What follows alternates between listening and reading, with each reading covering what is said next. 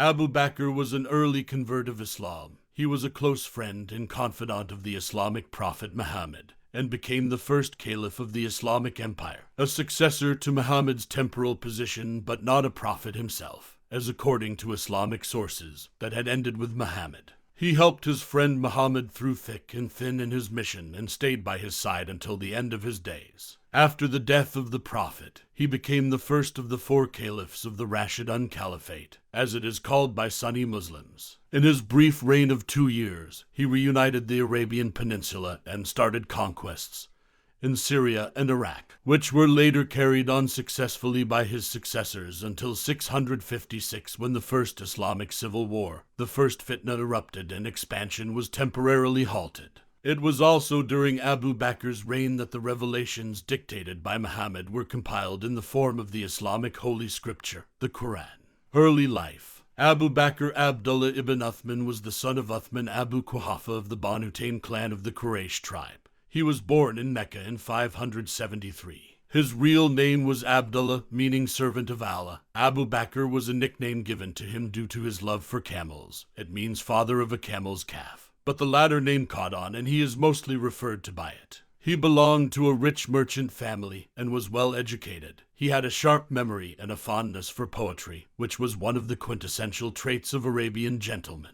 Conversion to Islam and companionship of the Prophet. When Muhammad started preaching Islam in 610, Abu Bakr, who was a close friend of his, became the first male convert, although some historians suggest that he was not the first one but one of the earliest ones. Nevertheless, he was one of the most supportive allies of Muhammad. Not only did he help the Prophet financially, but he also persuaded many of his friends and colleagues to accept the new faith. Abu Bakr's utmost and sincere support for the Prophet earned him the nickname of Siddique. However, even Abu Bakr's wealth and reputation could not save Muhammad and his small group of followers from Meccan atrocities, and Abu Bakr himself was not immune to them either. Nevertheless, he did not inch back from the new faith. In fact, he is said to have paid for the freedom of several slaves who had accepted Islam, such as an Ethiopian named Bilal. The death of the Prophet's influential uncle Abu Talib in 619 left the tiny band of Muslims more vulnerable than ever. At this pivotal moment, invitations came from Yathrib for the Prophet and his companions to come over. The Prophet was offered kingship of the city. The Muslims were only too happy to oblige. They migrated in batches to the city, but Abu Bakr stayed behind with his friend, and the duo left Mecca together with the Meccans in hot pursuit. They took refuge in a cave of a mountain named Jabal Thor, where they were able to evade the Meccans, who then gave up and retreated. Once in Medina, Abu Bakr continued to support Muhammad and became one of his advisors in matters of the state. He also participated in major battles with the Meccans such as Badr and Uhud. Abu Bakr also tied his daughter Aisha to the Prophet in wedlock to cement his affiliation with him, as was the norm back then, and hence became his father-in-law. He also led the congregational prayers in the Masjid and Nabwi during the last days of the Prophet, when the latter was ill. After the death of the Prophet, when Prophet Muhammad died in 632, the Muslim community was in a state of shock. Some even refused to believe that he was gone. Had it not been for his careful warnings, people might have venerated him as a divine figure, but he had made it quite clear that he too was a human and bound by laws of nature. Still, people had a hard time coping with the fact that they will not be guided by divine revelation. Abu Bakr rallied the community. He is said to have addressed them, according to Sid Amir Ali in A Short History of the Saracens, by saying, "Mussulmans, if you adored Muhammad, know that Muhammad is dead. If it is God that you adore, know that he liveth. He never dies. Forget not this verse of the Quran. Muhammad is only a man charged with a mission. Before him there have been men who received the heavenly mission and died. Nor this verse. Thou too, Muhammad, shalt die as others have died before thee."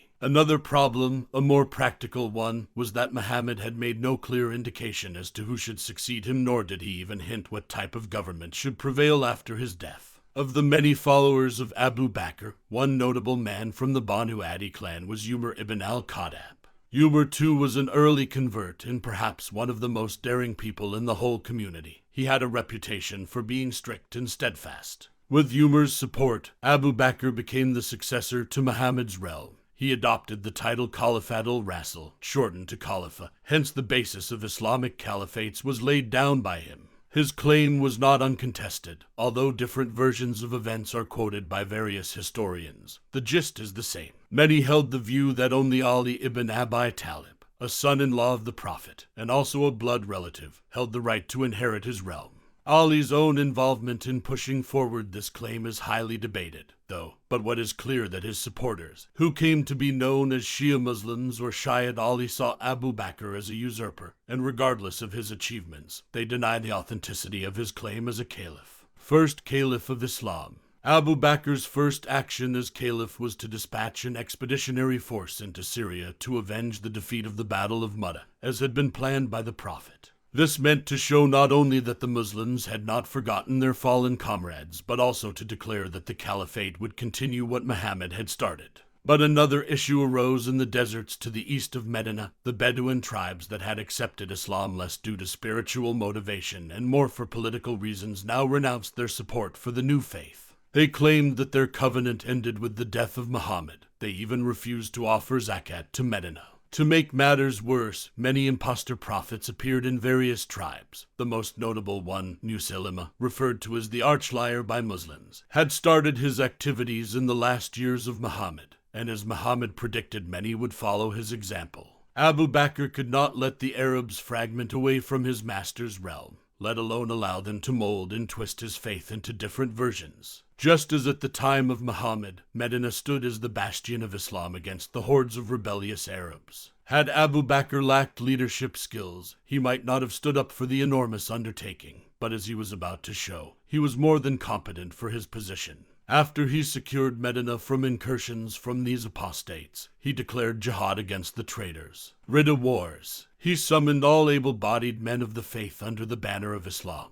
He used the momentary disunity amongst the various rebellious tribes to subjugate them one by one. These wars were later stylized as the Ridda Wars or the Wars of Apostasy. By the end of the first year of his reign, Abu Bakr had reunited the whole of the Arabian Peninsula, and though the use of the sword was not spared on the battlefield, he made no attempt to punish his enemies after they had surrendered. Musaylima was killed in the Battle of Yamama by an army led by Khalid ibn al-Walid, who despite many controversies against him was the ablest and most loyal general that Abu Bakr had, which provided him full immunity from the caliph against many who wished to see him dead. Though outnumbered vastly on the eve of the aforementioned decisive battle, Khalid showed his worth as a commander. He had not lost a single battle before and had no intention of losing that day. He was all too familiar with the fickle-minded nature of desert fighters, and how much importance they laid on people rather than their cause. So when Musaylima fell fighting, his supporters were immediately routed. Invasion of Iraq and Syria.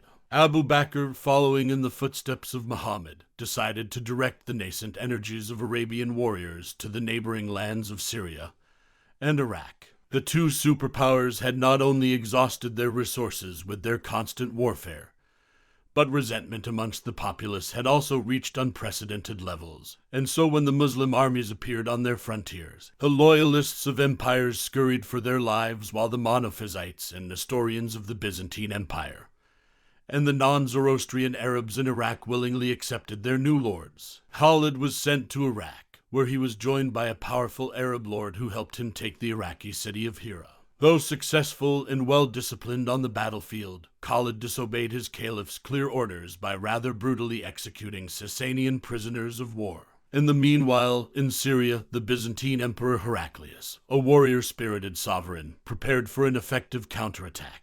Since he could not lead his army himself owing to his ailment, he put his brother Theodore in charge. Sensing correctly an impending counter-offensive and being familiar with Byzantine warfare, Abu Bakr took no risk and ordered Khalid to leave Iraq and move to Syria, for only his military skills could match that of his foes. Khalid moved across the trackless and waterless desert to Syria with all but a few hand-picked men and some camels to use as water reservoirs, a devastating example of coordinated Arab mobility. After raiding Syrian territories, he rallied the Muslim armies in the area and faced the Byzantines in the Battle of Ajnadain, which was a decisive Rashidun victory and further strengthened their position in the region. However, in the absence of Khalid, the Sasanians had dealt a severe blow to the Arab troops in Iraq, knocking them off their gains. Abu Bakr's greatest strength was perhaps his cool-minded and resolute nature. Instead of being driven by emotion, as most Arabs were, he preferred to adopt a more rational approach to matters, as evidenced by his support for Khalid.